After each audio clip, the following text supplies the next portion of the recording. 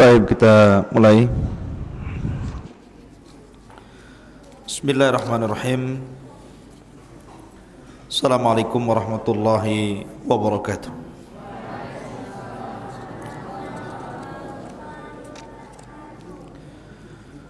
Alhamdulillah,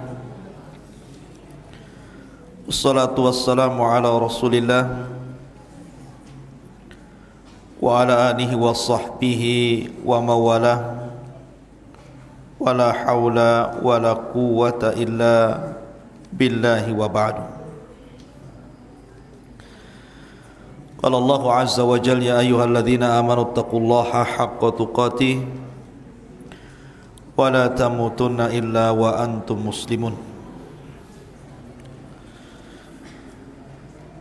Wa qala sallallahu alaihi wasallam, man salaka tariqan yaltamisu fihi ilma sahhalallahu bihi tariqan ilal jannah. Ma'asyiral muslimin wal muslimat, santri, ikhwan dan akhwat yang dimuliakan Allah Subhanahu wa taala. Alhamdulillah, di malam hari ini kita bisa duduk kembali di Masjid Pondok Pesantren Jabal Uhud Al-Islami Tiban Batam. Dan malam ini kita akan membahas seorang a'immatud dunya, al-muhaddithun, al-imam At-Tirmidzi rahimahullahu ta'ala. Siapakah al-imam At-Tirmidzi? Bagaimana rihlah talabul ilminya, pujian-pujian ulama kepadanya, siapa guru-gurunya, siapa pula murid-muridnya, bagaimana prestasinya di dalam karya-karyanya, dan bagaimana wafatnya. Ini yang kita akan bahas tentang siapa al-Imam At-Tirmidzi rahimahullahu ta'ala. Imam Tirmidzi namanya adalah Abu Isa Muhammad ibn Isa ibni Saurah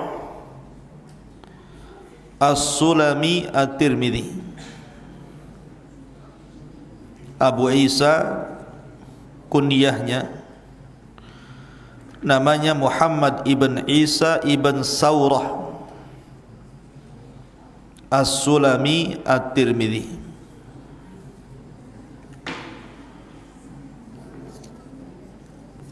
Dan Imam Tirmidzi satu di antara sekian para ulama yang disebut dengan mukharrij, ulama yang mengeluarkan hadis Nabi sallallahu alaihi wasallam yang kemudian dibukukan dan bukunya menjadi masdar, sumber dari sumber-sumber hadis Nabi sallallahu alaihi wasallam yang jadi rujukan kita kaum muslimin sampai hari ini, bahkan sampai kiamat dibangkitkan. Lah, Imam Tirmidzi hidup di masa kurun yang sangat mulia. Jadi beliau Imam Tirmidzi itu hidup di masa kurun yang sangat mulia, yang disabdakan Nabi sallallahu alaihi wasallam, khairun nasi qarni, thumma alladhina yalunahum, thumma alladhina yalunahum. Sebaik-baik generasi adalah generasiku, kata Rasul, dan sahabatku. Kemudian yang setelahnya para tabi'in, kemudian setelahnya para tabi'ut tabi'in. Lah, Abu Isa Imam Tirmidzi atau Muhammad ibn Isa ini hidup di permulaan abad ketiga, di masa tabi'in. Artinya masa keemasan, masa di mana para ulama masih banyak yang hidup dari ulama-ulama besar Islam. Karena Imam Tirmidzi lahir pada tahun 209 dan wafat pada tahun 279. Lahir pada tahun 209 dan wafat pada tahun 279, dan hidup di masa Daulah Abbasiyah. Adapun kenapa disebut Imam Tirmidzi padahal namanya Muhammad ibn Isa atau kunyahnya Abu Isa. Tirmidzi itu nisbah kepada sebuah kota namanya Tirmidz. Ada kota namanya Tirmidz sebelah selatan Iran, di mana masuk pada daerah kalau sekarang disebut dengan Uzbekistan ya, atau masuk kepada daerah Khurasan. Jadi disebut Imam Tirmidzi, Tirmidzi itu karena dinisbatkan kepada sebuah kota, sebuah daerah. Dan ada yang kemudian membacanya Tarmidz, ada Turmuz, ada Tirmidz. Jadi ada sebagian ulama mengatakan Imam Tarmadhi, ada yang mengatakan Imam Turmudhi, ada yang mengatakan Imam Tirmidzi. Walaupun yang masyhur adalah Imam Tirmidzi, ya. Dan itu yang dikuatkan oleh Al-Imam Ibnu Daqiq Al-Id rahimahullahu taala. Lah, bayangkan Tirmidzi ini bukan Arab. Karena sudah saya katakan bahwa di antara ulama-ulama hadis yang asli Arab itu 4 kan, Imam Malik, Imam Ahmad, Imam Muslim, Abu Dawud. Ingat pelajarannya kemarin. Kemudian yang bukan Arab, Imam Bukhari, Imam Nasai, Ibnu Majah dan Tirmidzi. Ini bukan orang Arab. Tetapi walaupun Imam Tirmidzi bukan Arab, bukan berarti dia tidak bisa menjadi ulama yang menjangkau bangsa Arab itu sendiri. Dan itulah Islam, ikhwatu fiddin, apabila membuka sebuah daerah yang daerah itu non muslim, kemudian dibebaskan, maka pasti Islam akan menjadikan anak-anak mereka menjadi ulama-ulama dunia. Beda dengan Belanda, jajah negeri kita, kita jadi romusa, bekerja paksa, bukan disekolahkan gitu ya. Tapi kalau Islam membebaskan sebuah kota, maka Islam akan mencerdaskan kota itu sehingga lahir para ulama-ulama dunia seperti Imam Bukhari, Tirmidzi, Ibnu Majah, Nasai, dan banyak karya dari ulama-ulama yang bukan Arab. Dan itu menunjukkan bahwa Islam ini bukan milik orang Arab, tapi Islam adalah agama langit untuk seluruh manusia. Wa ma arsalnaka illa rahmatan lil alamin. Ma'asyiral muslimin, santri ikhwan dan akhwat yang dimuliakan Allah Subhanahu wa taala. Lah, Imam Tirmidzi ini masuk dari kategori ulama yang diperhitungkan, terutama dalam karyanya. Di dalam mengumpulkan hadis-hadis Nabi SAW, Imam Tirmidzi ini selalu disebut.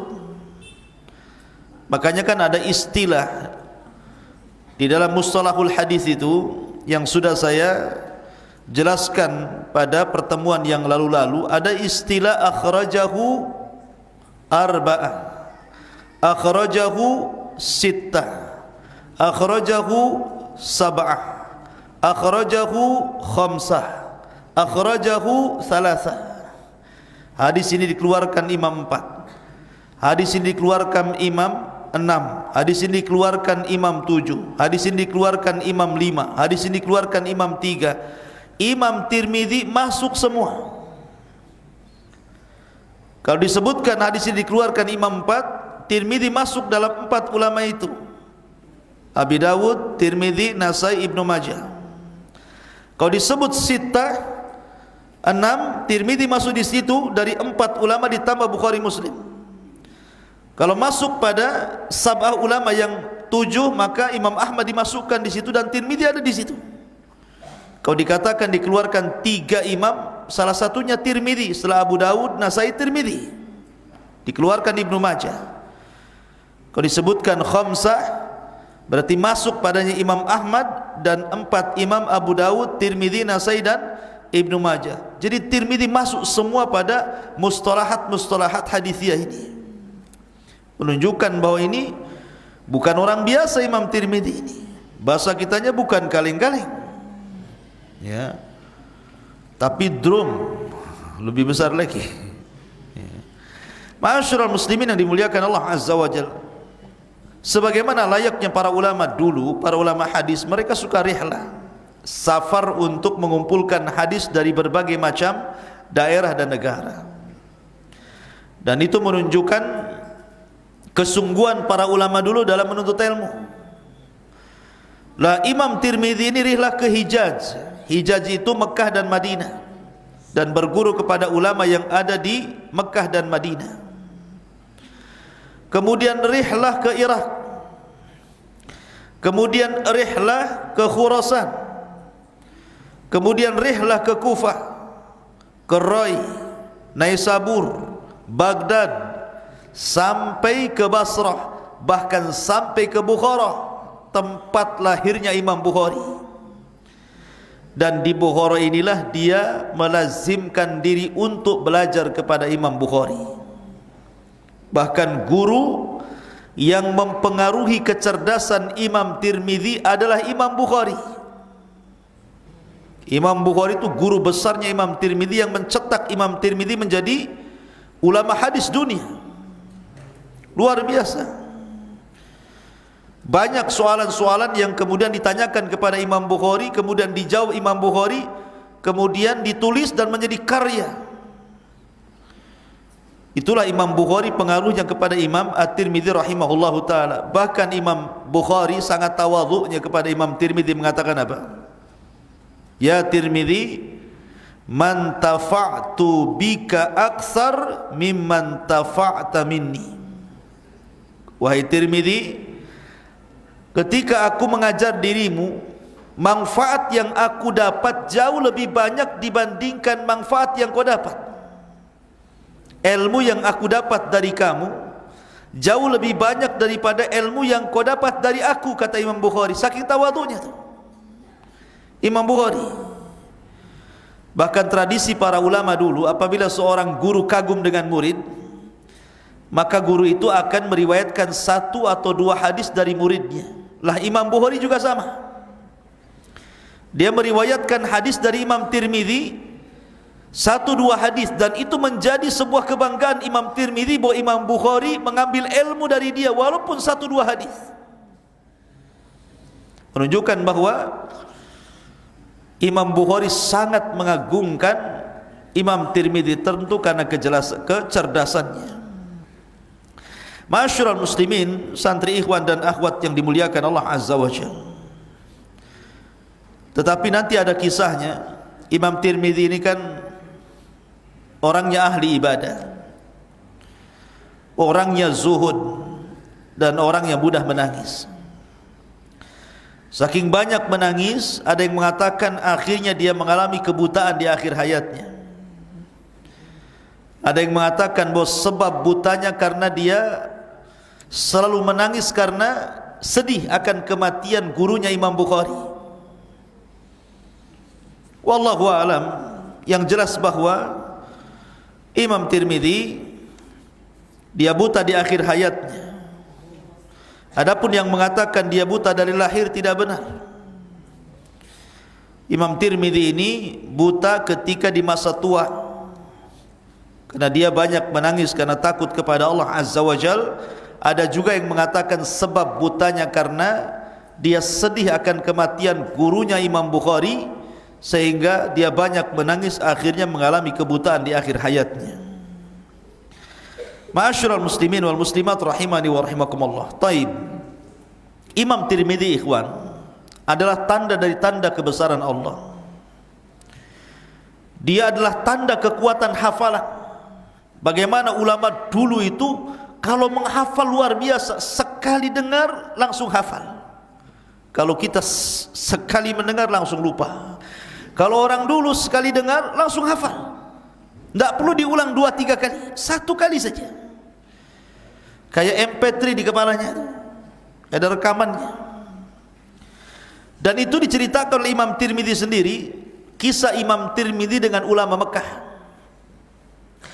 Jadi suatu ketika Imam Tirmidzi ini safar rihlah dari Turmud menuju Mekah ke negeri Hijaz. Ketika sampai di Mekah, Imam Tirmidzi ini kemudian berguru dengan salah satu alimin ulama di Makkah.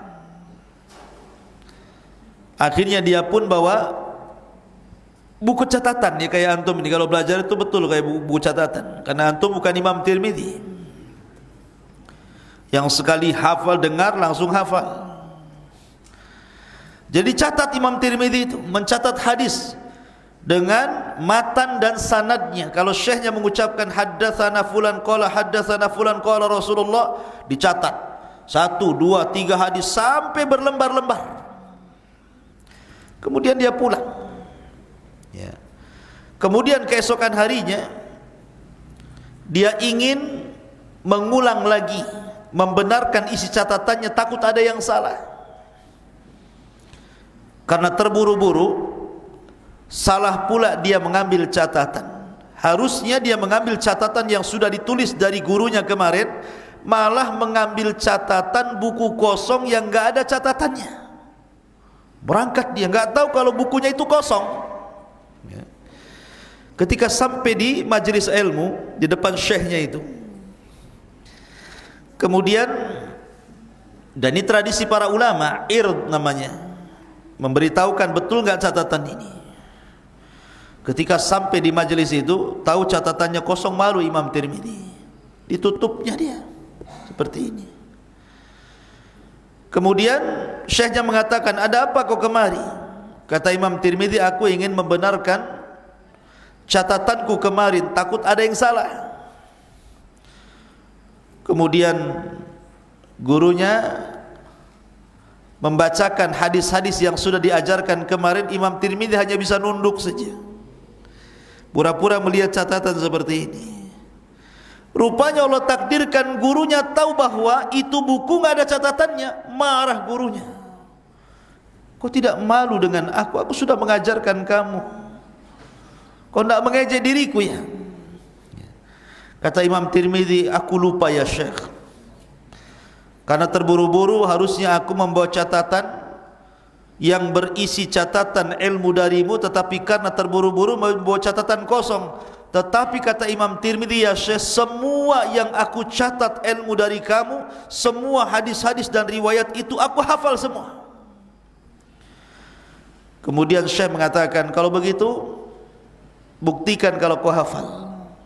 Akhirnya dia baca satu persatu hadis Nabi SAW dengan sanadnya, dan tidak ada yang salah satu huruf pun. Syekh ini enggak yakin dengan Imam Tirmidzi ini, dan mengatakan, "Aku tidak yakin dengan kamu.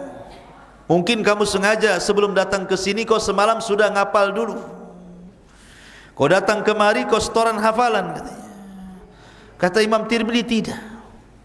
Aku belum menghafal, aku hanya mencatat tulisan kamu kemarin ya Syekh, dan aku langsung ingat." Kata Imam Tirmidzi, "Begini saja Syekh, kau uji aku. Berikan kepadaku 40 hadisan, 40 hadis yang hadis itu belum pernah aku dengar. Bacakan kepadaku 40 hadis yang hadis itu belum pernah aku dengar." Akhirnya Syekh membacakan 40 hadis dengan matan dan sanadnya, dan hadis itu belum pernah didengar Imam Tirmidzi. Selesai membaca 40 hadis, Imam Tirmidzi mengulangnya kembali tanpa ada satu huruf pun yang salah. Bayangkan ya. Kata Syekhnya, demi Allah aku tidak melihat orang semisalmu dalam kekuatan hafalan. Antum hafal Arba'in Nawawi berapa hari? Arba'in Nawawi itu sambil nongkrong lah di bawah kasur itu ya, nggak hafal-hafal. Ini sekali dengar 40 hadis loh, hari itu dibacakan, hari itu pula dia hafal. Tuh orang dulu, kenapa kekuatan hafalannya luar biasa coba? Karena di dalam pemikiran mereka itu tidak ada lain kecuali karena cinta dengan ilmu. Karena di zaman itu belum ada handphone, sibuk main handphone ya.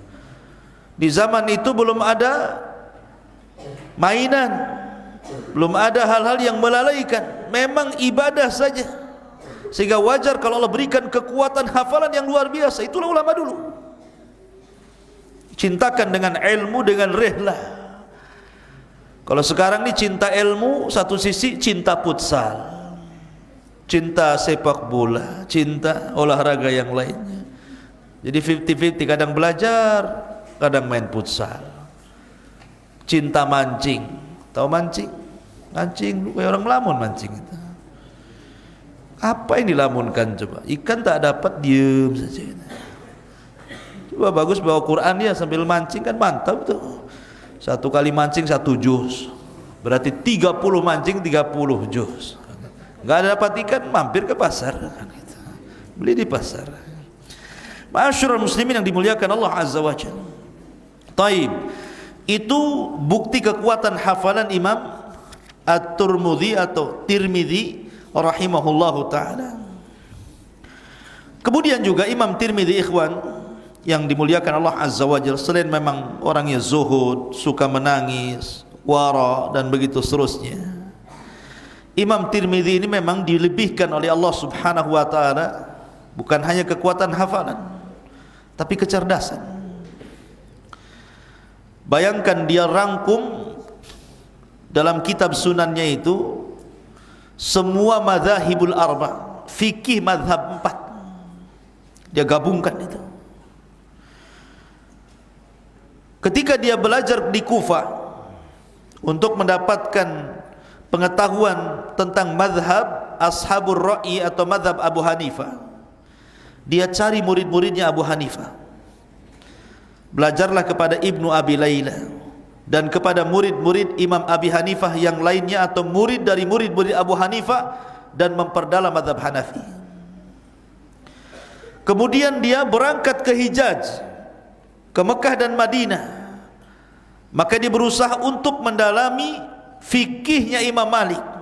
Belajarlah kepada Ishaq ibn Musa al-Ansari, muridnya Imam Malik. Ishaq ibn Musa al-Ansari, muridnya Imam Malik, maka dia perdalam mazhab Maliki.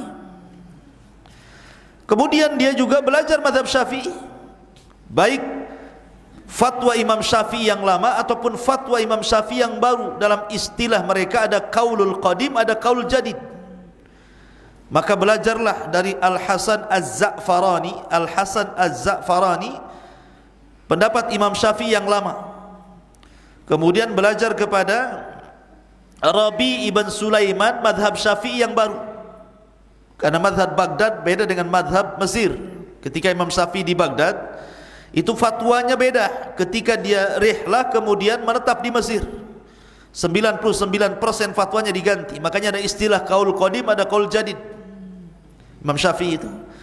Kemudian dia dalami juga madhabnya Ahmad bin Hanbal, Ishaq ibn Rahawai, Sufyan al-Thawri, sehingga betul-betul Imam Tirmidzi menguasai madhab para ulama. Disitulah Allah berikan kecerdasan fikihnya Imam Tirmidzi, bukan hanya sekedar mengumpulkan hadis, tetapi dia gabungkan antara hadis dan fikih. Itulah Imam Tirmidzi rahimahullahu ta'ala. Taib, bagaimana pujian para ulama? Karena seseorang itu dianggap memiliki keutamaan kalau dipuji banyak orang. Kayak antum ini cerdas, banyak orang muji, oh si fulan ini masya Allah cerdas sekali. Berarti memang direkomendasikan orang itu orang cerdas. Sama dengan orang ngomong, "Oh, si anu tuh bego tuh." Ya berarti memang bego dia kan begitu. Ya kalau semua orang ngomong begitu, ya. Tapi kalau semua orang memuji, apalagi yang memujinya ini bukan orang biasa kan, berarti itu tazkiyah namanya. Rekomendasi. Lah Imam Tirmidzi ikhwan, dikatakan oleh para ulama, Al-Imam As-Sam'ani mengatakan apa? Imamu asrihi bila munazi, ahadul a'immatil ladzina yuqtada bihim fi ilmil hadis. Imam Tirmidzi itu imam besar di zamannya, tidak ada khilaf para ulama, dan dia adalah imam yang patut diikuti ilmunya, terutama dalam funun hadis, dalam bidang hadis Nabi sallallahu alaihi wasallam. Kemudian juga Al-Imam Al-Hakim, ma'ruf Imam Hakim yang ngarang kitab Mustadrak itu. Imam Rawahu Hakim, kita sering mendengar. Imam Hakim mengatakan, sami'tu Umar ibn Allaq, aku mendengar Umar bin Allaq berkata, matal Bukhari falam yatruk li Khurasani mithla Abi Isa fil ilmi wal hifdi wal wara'i waz zuhdi. Subhanallah. Katanya Imam Hakim, ketika Imam Bukhari meninggal di Khurasan, maka tidak ada yang bisa menggantikan posisi Imam Bukhari kecuali Imam Tirmidzi, baik pada pengetahuannya, baik pada hafalannya, baik pada waraknya, baik pada zuhudnya. Oh, luar biasa. Jadi Imam Bukhari itu digeser ketika meninggal, posisinya diambil oleh Imam Tirmidzi. Itu menurut Al-Hakim dalam perkataannya Sahibul Mustadrak. Dan lihat perkataan Imam Ibnu Katsir yang mengatakan, ahadu a'immati hada sya'ni fi zamani. Dia adalah satu di antara para ulama yang memiliki pengetahuan dalam bidangnya. Bahkan Imam Ibnu Katsir mengatakan, kana Tirmidzi imaman hafizan lahu tasanif hasanah min hal jami al-kabir wa huwa ahsanul kutub. Imam Tirmidzi itu adalah seorang imam, seorang hafid, pemilik karya yang baik.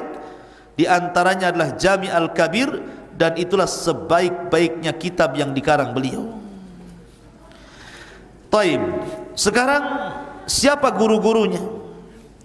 Siapa guru-guru Al-Imam At-Tirmidzi dan siapa muridnya? Ma'asyiral muslimin, ikhwan akhwat yang dimuliakan Allah Azza wa Jalla. Saya katakan tadi bahwa Imam Tirmidzi ini sezaman dengan beberapa ulama yang mengeluarkan hadis Nabi sallallahu alaihi wasallamnya. Jadi dia sezaman dengan Abi Dawud, sezaman dengan Nasai gitu ya, sezaman dengan Ibnu Majah, Bukhari, Muslim, itu sezaman.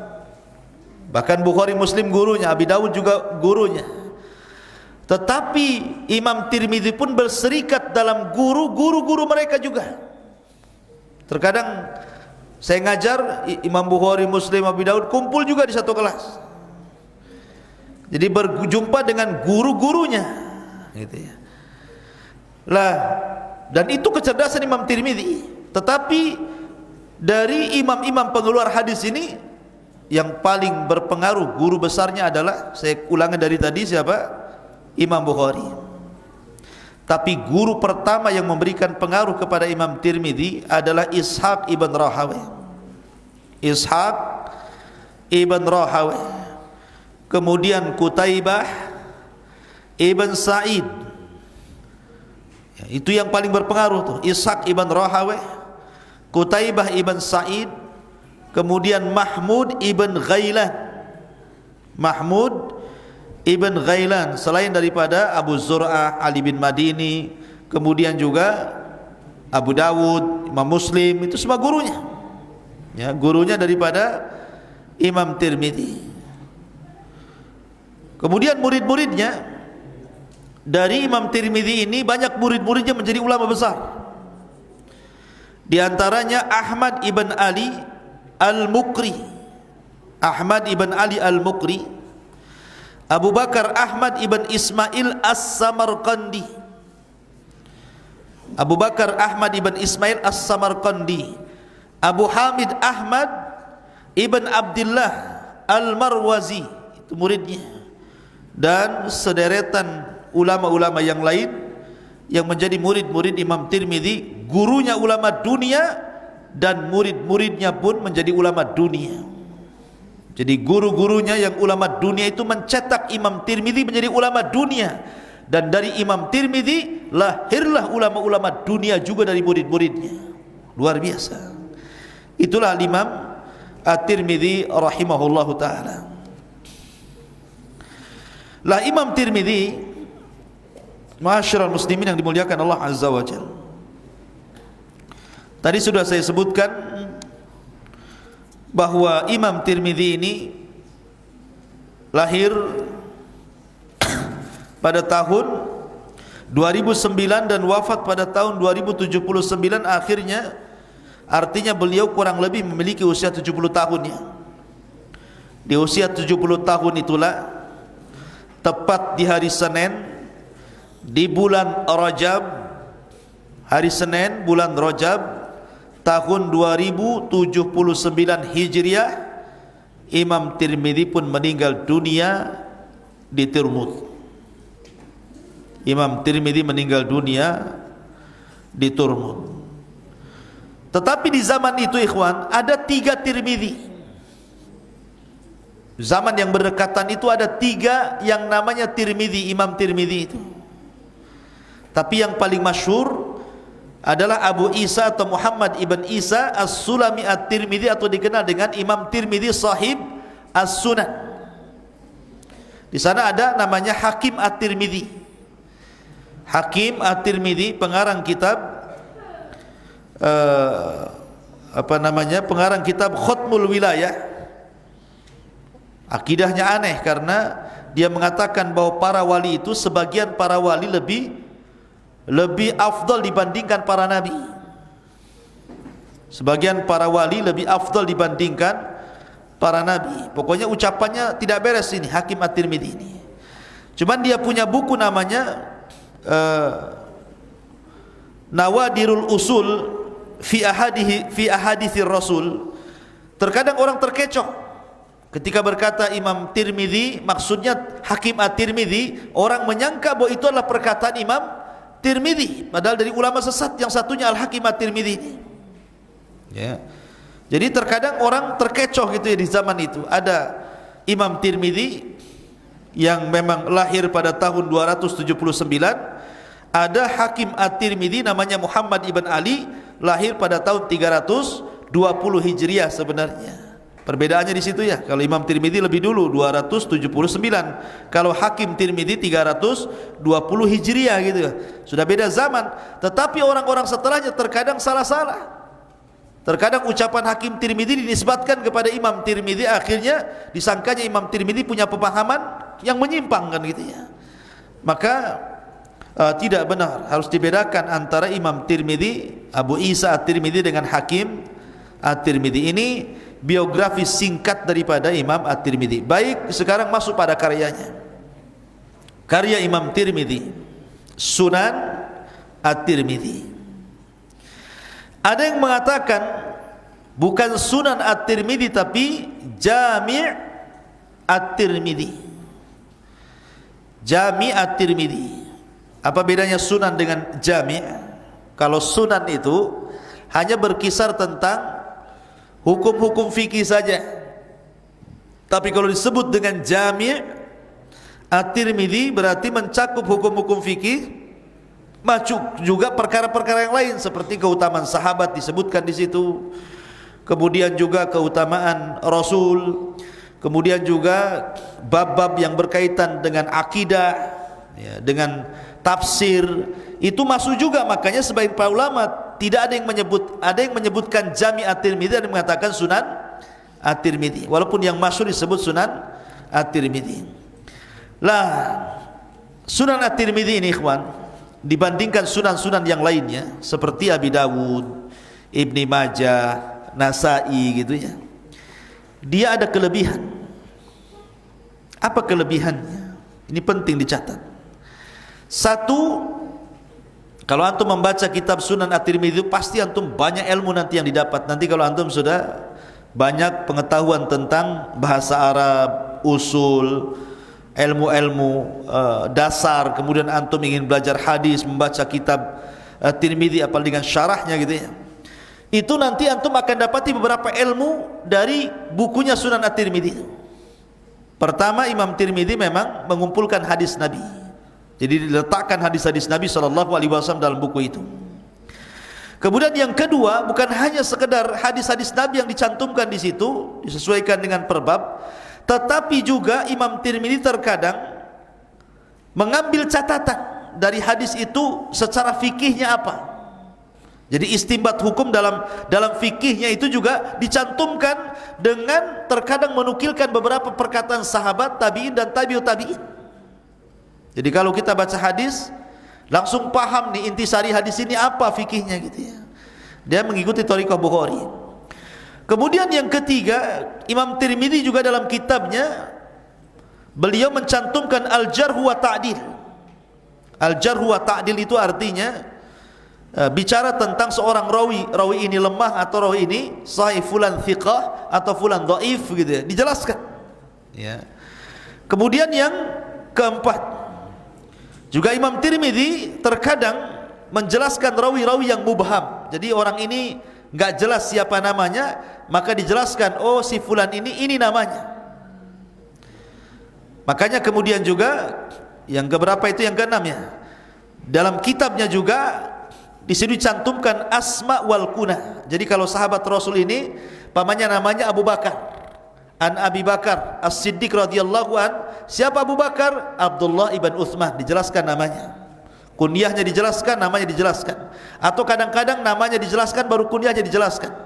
Seperti contohnya Abu Musa Al-Ash'ari radhiyallahu an, dijelaskan, oh Abu Musa itu namanya Abdullah ibn Qais namanya, dijelaskan ya. Kemudian juga dijelaskan sahabat yang berjumpa dengan Rasul dan sahabat yang tidak berjumpa dengan Rasul, dijelaskan juga. Kalau dia menyebutkan sebuah riwayat, maka dia jelaskan, oh ini dia berjumpa dengan Nabi, nah, ini tidak berjumpa dengan Nabi. Disebutkan orang-orang yang berjumpa dengan Nabi dan orang-orang yang tidak berjumpa dengan Nabi.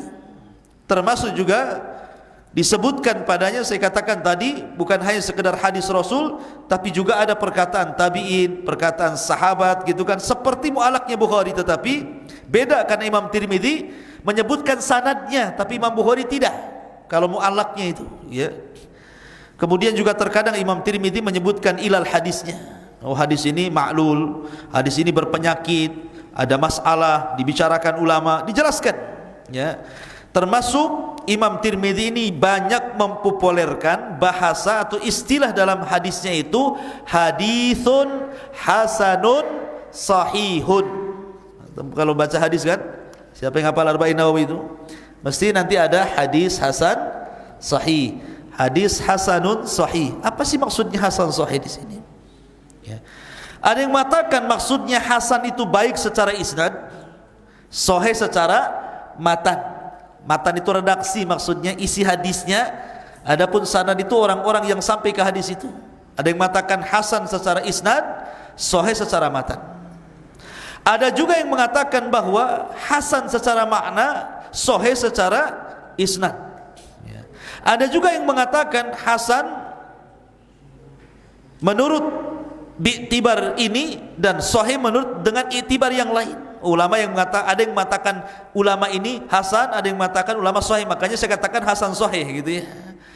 Ada juga yang mengatakan yang dimaksud hasan di sini hasan li dzati, dan yang dimaksud sahih adalah sahih li ghairi. Itu istilah yang disebutkan Imam Tirmidzi biasanya ketika menghukumi sebuah hadis, ada sering mempopulerkan, walaupun sebelumnya sudah ada yang mengatakan hadis hasan sahih, tetapi Imam Tirmidzi lah yang sangat berpengaruh ketika mempopulerkan istilah hasan sahih ini. Intinya bahwa ikhwatu fillah muliakan Allah Azza wa Jal, karena karya Imam Tirmidzi ini luar biasa, makanya kemudian banyak para ulama itu yang mensyarah kitab beliau Imam Tirmidzi rahimahullahu taala.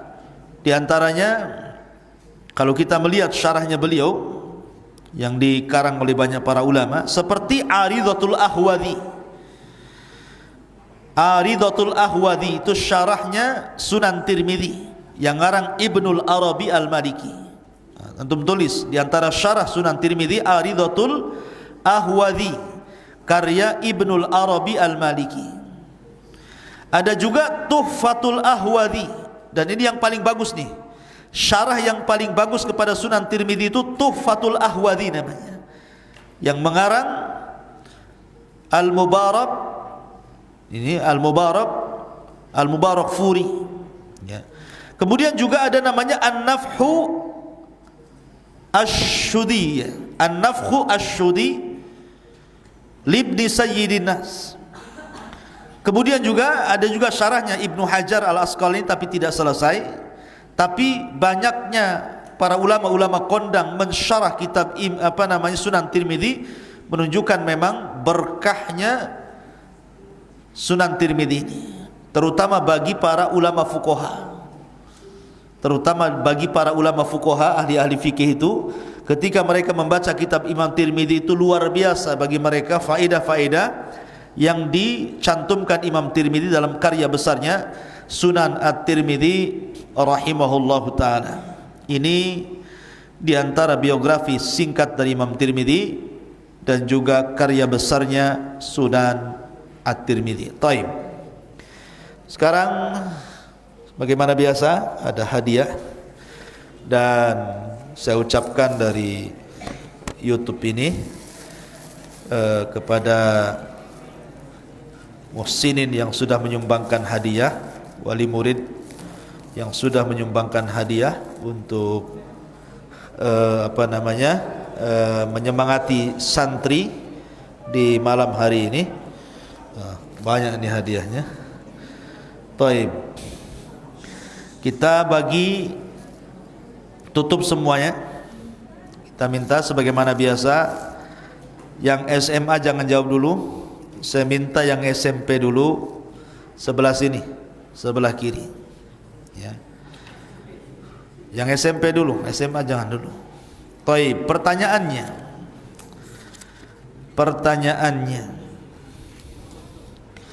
siapa nama Imam Tirmidzi?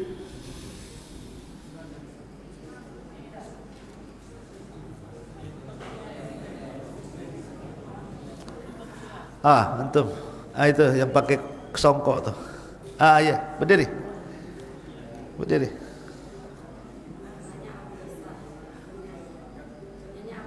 Namanya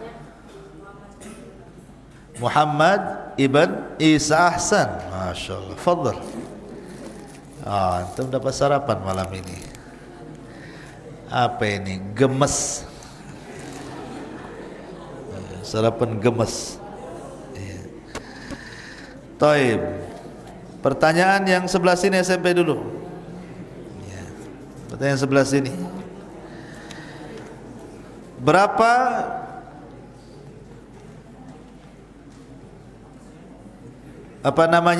tahun wafatnya Imam Tirmidzi? Kacau, semua kacau nih.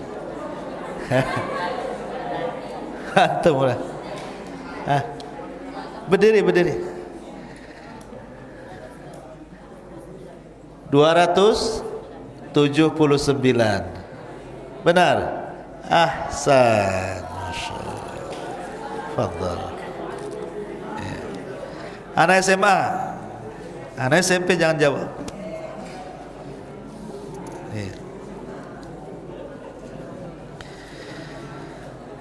Sebutkan 4 ulama dari Arab dan 4 ulama non-Arab, ulama hadis.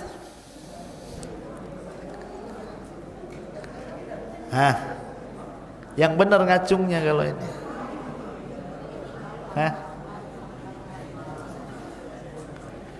Bentar, ini yang sudah, yang belum. Siapa? Antum. Berdiri. Pakai kacamata Saibun Nadharah tuh.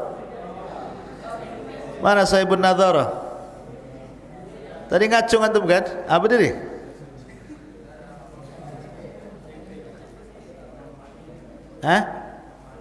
Yang Arab dulu. Malik,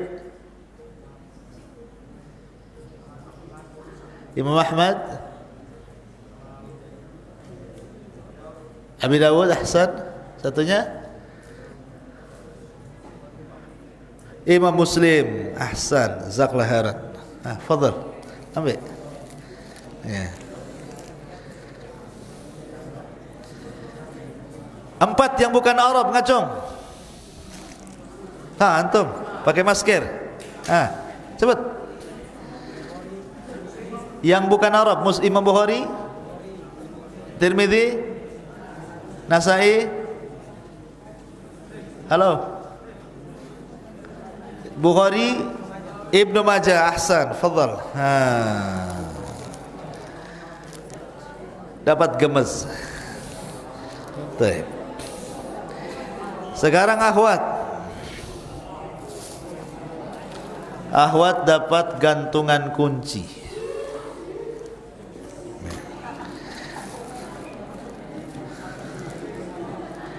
Permen karet palsu, gantungan kunci. Taib, akhwat. Coba yang ikhwan diam dulu. Imam Tirmidzi itu nisbah kepada siapa?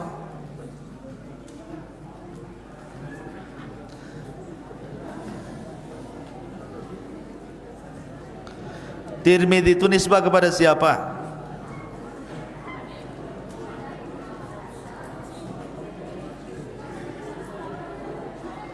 Halo? Pada jawab?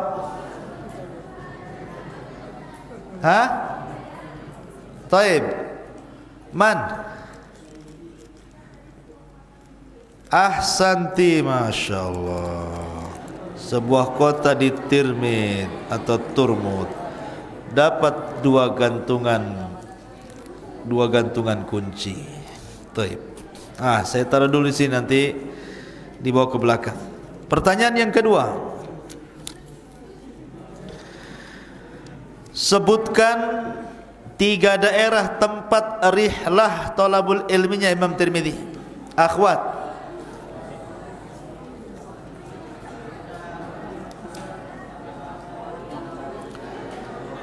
Tolong diam, ikhwan, diam dulu. Diam. Antum meribut saja sukanya. Ya akhwat, faddali.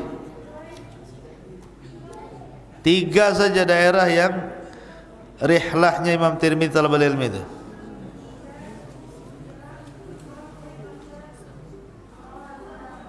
Ahsan. Jazakallahu khairan. Dapat gantungan pedang lagi, kunci. Satu lagi pertanyaan tuh akhwat. Dengar. Siapa guru Imam Tirmidzi yang paling berpengaruh?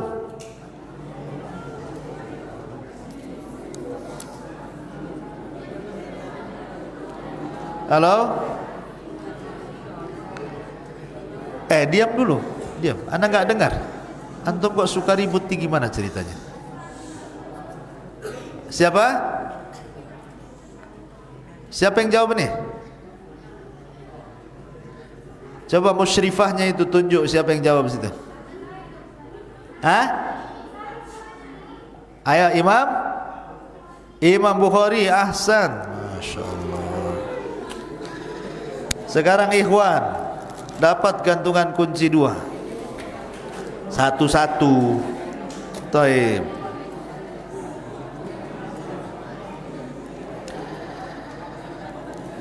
Pertanyaannya, terserah siapa yang mau jawab. Imam Tirmidzi ini beliau mengarang kitab Sunan At-Tirmidzi atau dikenal dengan Jami' At-Tirmidzi. Kelebihan Sunan At-Tirmidzi dibandingkan sunan-sunan yang lain, sebutkan 3 saja. Halo. Antum cepat. 1.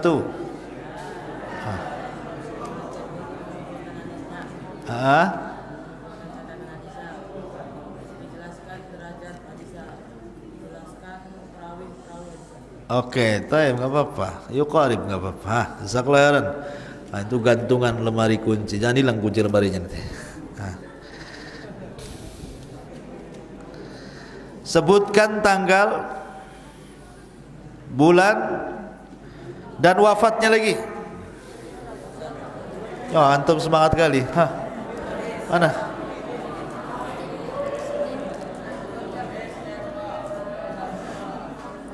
Senin bulan Rajab tahun 279. Ahsan.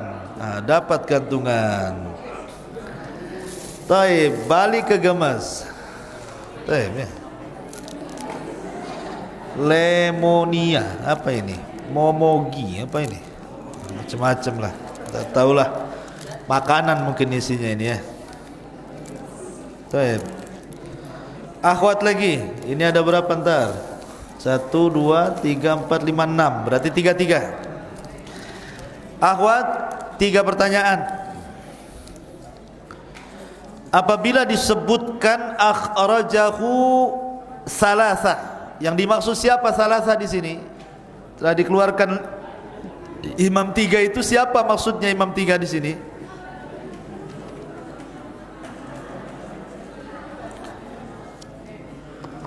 Halo?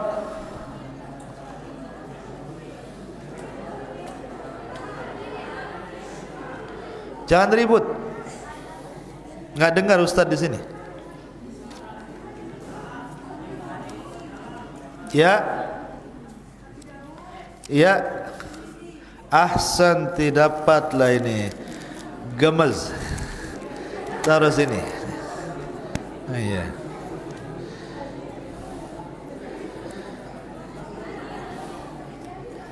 Ikhwan, kita jigjag. Tirmidzi harokatnya ada berapa? Bisa diberikan tadi beberapa penyebutan Tirmidzi itu, beberapa harokat. Nah, sebutkan 3 perkataan Tirmidzi dari segi harokatnya. Tirmidzi,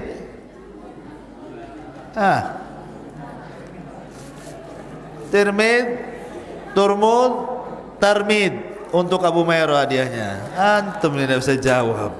Kacau.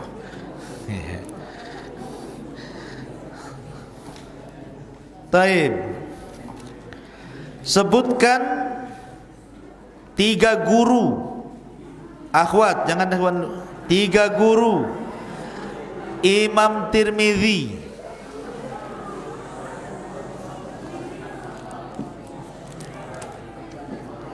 Ayo cepat, sudah malam.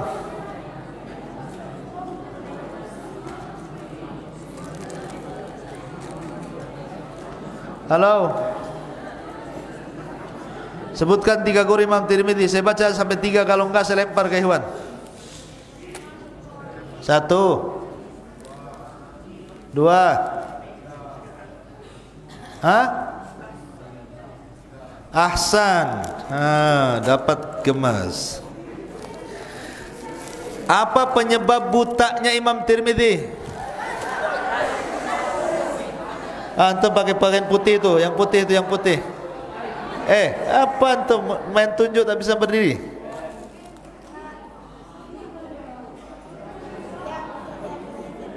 Gimana?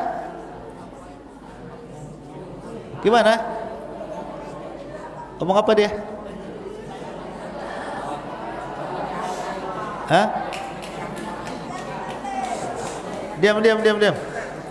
Datar, saya nggak dengar apa tadi.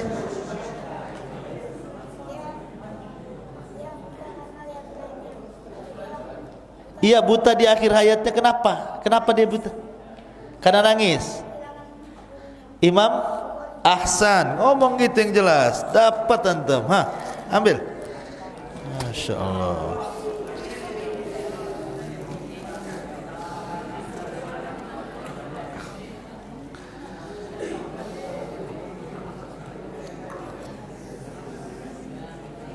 Taib.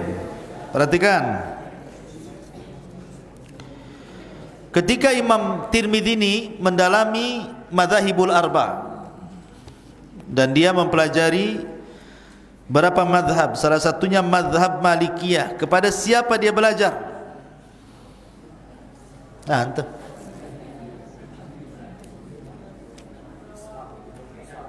Ahsan, Ishaq ibn Musa al-Ansari. Satu di antara antum.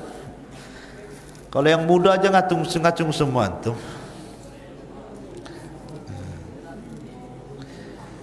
Taib. Akhwat, sebutkan perkataan Imam Bukhari ketika memuji Imam Tirmidzi. Ngomong apa Imam Bukhari sama Tirmidzi itu?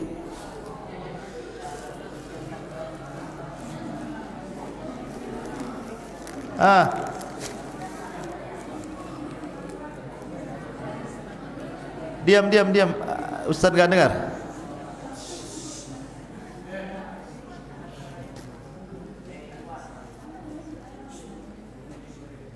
Gimana, ngomong apa itu?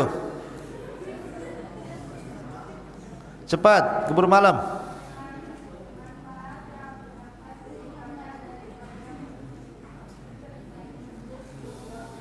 Pakai bahasa Arabnya nggak bisa ya? Nggak bisa? Aduh, saya nggak bisa dibelah pula. Ya udahlah, nggak apa-apa, dapat satu. Oke, dapat gemas.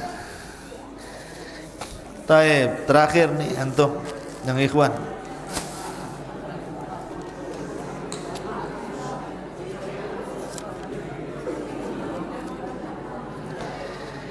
Ceritakan bagaimana kekuatan hafalan Imam Tirmidzi. Ayo. Antum yang pakai ya. Antum yang pakai ya. Ceritakan gimana kekuatan hafalannya. Diam.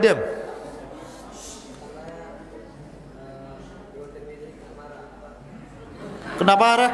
Ujung-ujung kena marah aja. Aduh, apa kacau.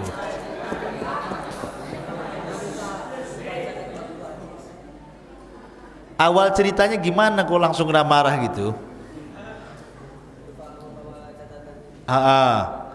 Berjumpa dengan ulama mana?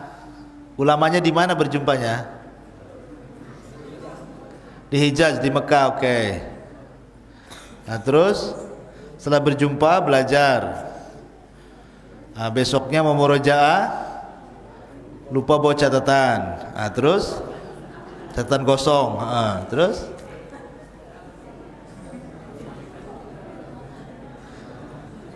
antum menceritakan kekuatan hafalan, antum sendiri lemah hafalan. Udah duduk. Nggak bisa. Antum yang baju merah cepat. Keburu malam.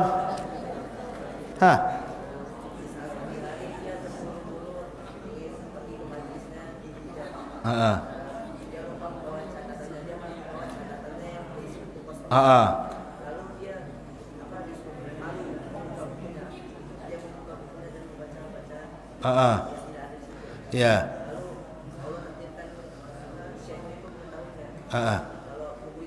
Siap.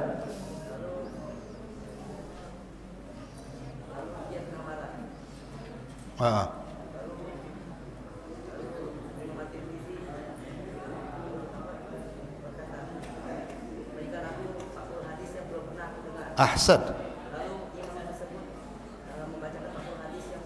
Ayo.